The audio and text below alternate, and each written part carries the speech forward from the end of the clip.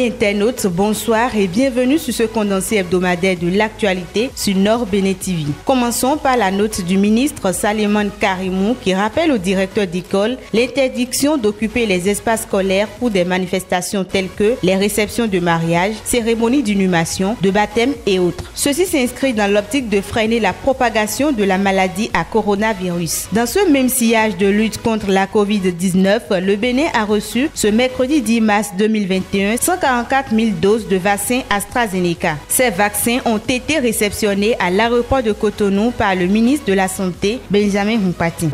Nous venons de recevoir le premier lot des vaccins de l'initiative COVAX qui a été mise en place dans un effort de solidarité internationale pour appuyer nos pays pour contrer la pandémie de la Covid-19.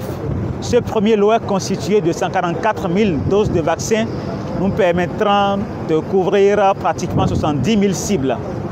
Je voudrais vous rassurer qu'il y aura une distribution équitable et surtout gratuite de ces vaccins pour couvrir l'ensemble de ces cibles prioritaires et pourquoi pas pouvoir atteindre à terme au moins 60% de la population pour prétendre à l'immunité collective. Du ministère de la Santé, rendons-nous à la plus haute juridiction en matière judiciaire au Bénin. La Cour suprême connaît désormais son nouveau président. Ancien juge d'instruction et ancien président de la Chambre administrative de la dite juridiction, Victor Dassi Adossou est appelé à diriger la Cour pendant les 5 prochaines années. Non loin de Porte-Novo à Misrete, Rikiat Madougou séjourne depuis le vendredi 5 mars 2021 à la prison civile.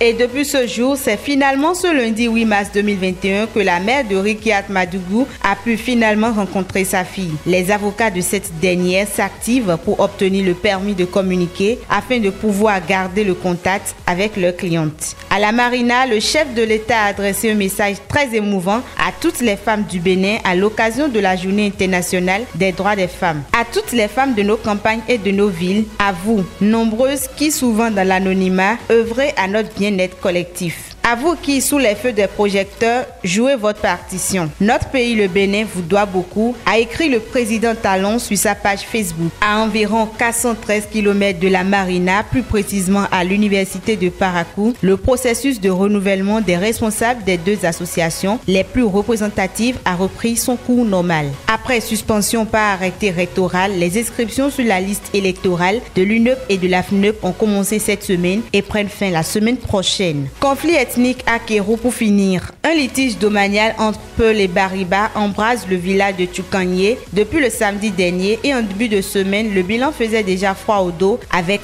4 morts, des blessés graves, des bêtes abattues et d'énormes dégâts matériels. Aux dernières nouvelles, la paix a été retrouvée et la justice atakorienne s'investit pour situer les responsabilités. En attendant de vous retrouver la semaine prochaine, merci de cultiver la paix autour de vous.